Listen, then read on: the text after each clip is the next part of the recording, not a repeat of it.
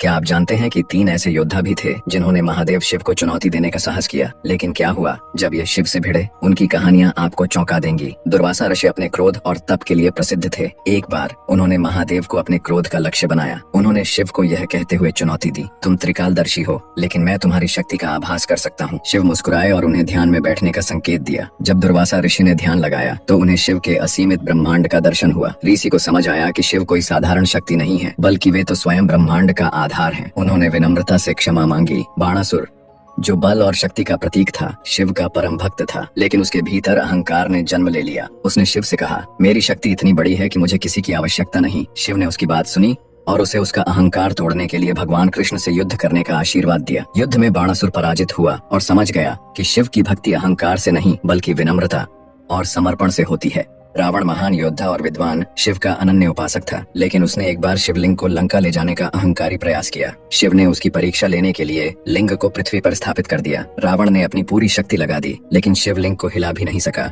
जो भी शिव के सच्चे भक्त हैं, हर हर महादेव लिखे।